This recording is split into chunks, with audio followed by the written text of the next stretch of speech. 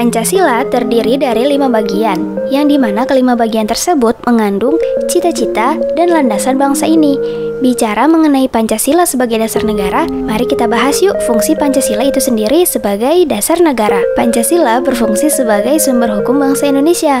Berarti segala bentuk hukum yang berlaku dan yang akan diberlakukan di Indonesia harus dilandaskan oleh Pancasila. Selanjutnya, Pancasila berfungsi sebagai cita-cita negara. Bayangkan, jika sebuah negara tidak memiliki cita-cita, apakah negara tersebut akan berjalan dengan baik? Apakah rakyatnya aman sentosa? Cita-cita sangat diperlukan oleh sebuah negara agar keberlangsungan hidup di negara tersebut dapat berjalan dengan baik.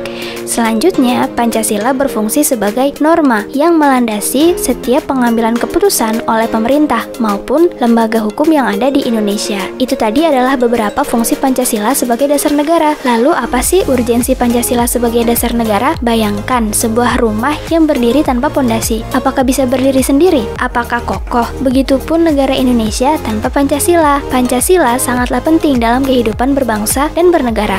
Agar bangsa ini bisa berdiri kokoh, penegakan hukumnya berjalan dengan baik, dan penerapan norma-norma dalam kehidupan sehari-hari dapat dengan mudah diimplementasikan. Lalu, apa itu konsep Pancasila? Konsep, atau yang bisa disebut dengan ideologi, merupakan ide atau gagasan. Lalu, pengertian Pancasila sebagai konsep dasar negara adalah nilai-nilai yang terkandung di dalam Pancasila menjadi cita-cita dalam menyelenggarakan kehidupan bernegara. Bisa dibilang konsep atau ideologi Pancasila adalah sebuah visi atau arah dalam menyelenggarakan kehidupan berbangsa dan bernegara agar terwujudnya kehidupan yang menjunjung tinggi nilai-nilai yang terkandung di dalam Pancasila itu sendiri. Dan yang paling hebatnya lagi adalah Pancasila adalah sarana strategis yang dapat menjadi alat pemersatu bangsa. Maka, apa tindakan kita sebagai generasi platinum bangsa Indonesia dalam menyikapi hal tersebut? Sebagai pelajar yang budiman, kita harus bisa mempelajari dan paham mengenai konsep Pancasila sebagai dasar negara. Kita harus memahami urgensi dalam mempelajari hal-hal yang telah diterangkan tadi, tak lain dan tak bukan untuk keberlangsungan hidup di kemudian hari.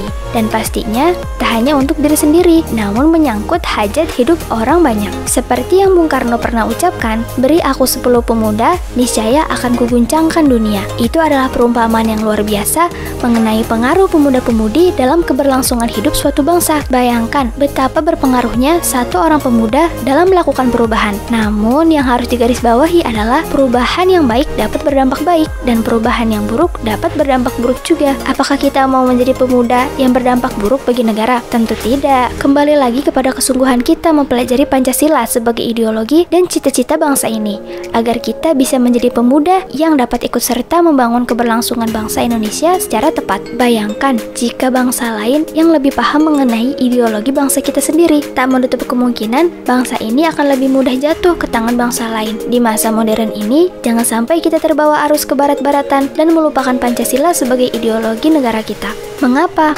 Banyak bangsa lain yang mempelajari Pancasila dan kagum atas isi dan makna falsafah negara kita. Jangan sampai kita lebih mengenal bangsa lain ketimbang bangsa kita sendiri. Tanamkan dalam diri kecintaan terhadap tanah air mulai dari sekarang.